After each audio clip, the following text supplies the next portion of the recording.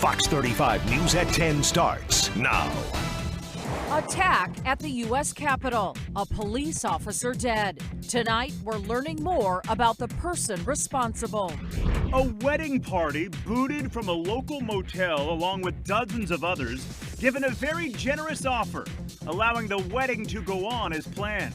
Ford from the heavens, connecting! And Montez Ford, the star of Friday Night SmackDown, talks exclusively with Fox 35 about what it took to make it in WWE.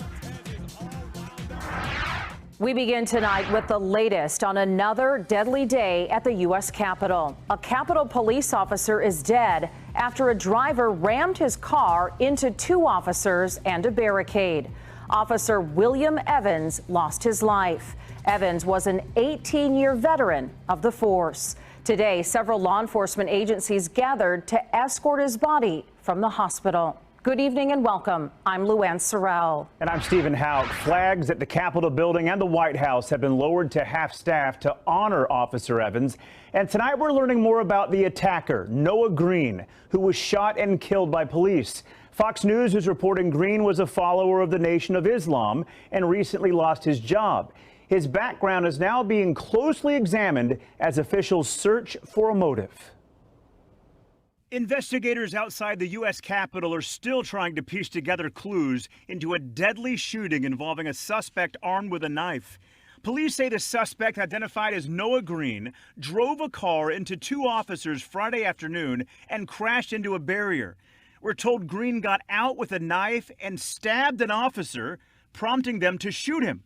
From what we can see from video at this time, I do not see the suspect wrestling with a U.S. Capitol police officer. Law enforcement held a procession for the fallen officer, being identified as William Evans, an 18-year veteran of the force and a member of the Capitol Division's First Responders Unit. Friday's attack is reigniting the debate about Capitol security. Lawmakers still want to know more about what took place. But before the attack, some had called for the National Guard to be scaled back and barriers to be removed. We'll be reviewing everything at this point, including the fencing. We can't get too far ahead of ourselves without knowing that we have the ability to protect the Capitol, to harden the Capitol, to do all the things that are in General Honore's report. President Biden is staying at Camp David for Easter weekend. He released the following statement, quote, "I want to express the nation's gratitude to the Capitol Police, the National Guard Immediate Response Force, and others who quickly responded to this attack."